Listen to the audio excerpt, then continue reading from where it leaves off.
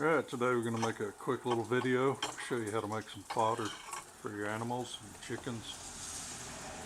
We use this for our goats and our chickens out here. I buy some 50-pound bags of seed wheat from the feed store. Working on this, I figured out that 3/4 cup is just what I need for each quart jar.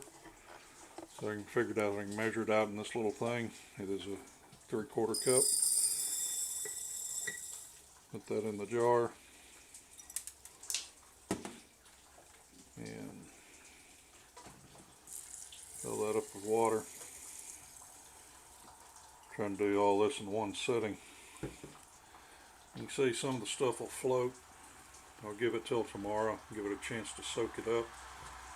If the seed floats, it's not viable. You need to just kind of slosh it off the top.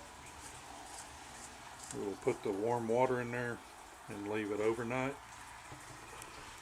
I don't go more than 24 hours doing this. And kind of swirl the air out of it, get all the air off those. And in 24 hours we'll dump out all this water and we'll use instead some cheesecloth and the ring and put all the seed in here. By then it's nice and soaked. Leave that I do this for 2 days, and if you look real close you can see that the little seeds start getting the sprouts coming out, and that's after about 2 days in there. So 24 hours in the water, clean out the water, rinse it a time or two, and then put it in another jar, little cheesecloth on top, and a ring, and every time I go by it I turn it every couple hours, half a day, whatever. But for 2 days we keep them running in there, and they should be plenty moist. If you're in a dry climate or you're in the air conditioning, you might take that top off and spritz a little water in there just to keep it nice. But keep these in there warm, in a warm area for a couple days until they're all done. And eventually you'll dump it into your bins. In this case I'm using these little clear bins for my fodder. You have one with no holes. You have these that have the holes on them.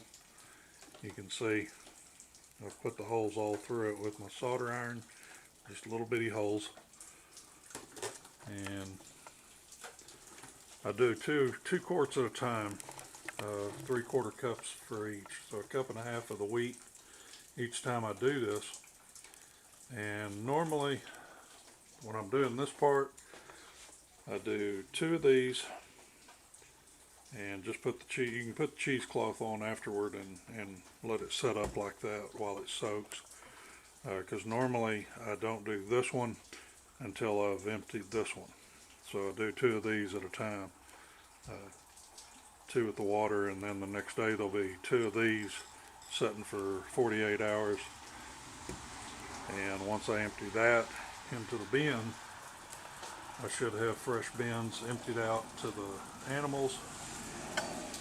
And so I got two going every 3 days, 4 days, yeah, every 3 days. So I'll have a fresh one starting inside. This one's been out here a couple days now, because I actually was going to empty out the jar tomorrow, maybe tonight.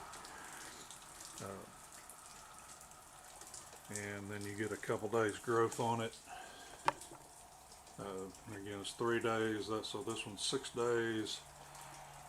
This one's 9 days. Now mind you, these are sitting out here in the light, under the lights, the LEDs.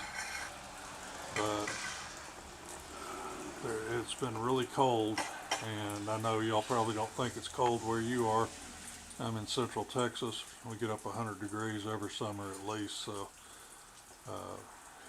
hitting freezing is pretty cold around here for us for quite a while. It's even worse. But this has been happening since we had the cold snap, about 15 days, so about the middle of December, and we're almost to January 1st now. And so we got 10 of them ready. So we're doing pretty good, I think, for cold weather. But we'll keep getting them. We'll get that one out of there today and give to the chickens. Gave half of it to the goats yesterday.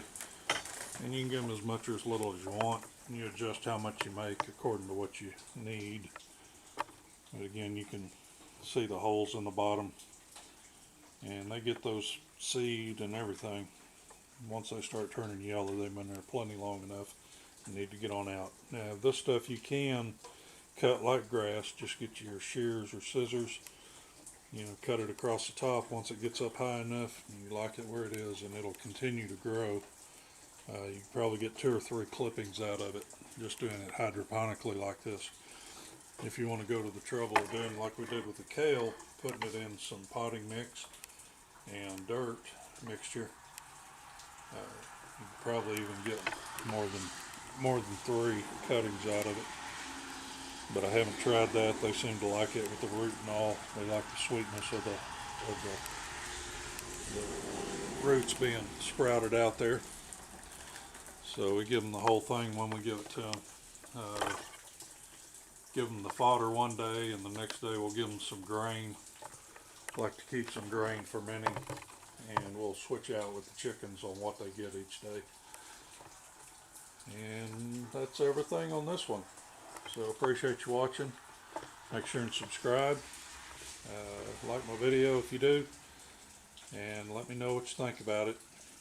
See if there's maybe some questions I can answer on this in the comments down below. I'll try to look at them. This isn't my regular job, but I am getting a little more involved in trying to take care of things. Not used to standing around a camera all the time showing people what I do, but I enjoy this, and hopefully you do as well, and hopefully we can learn a little bit off each other. Thanks. Have a great day.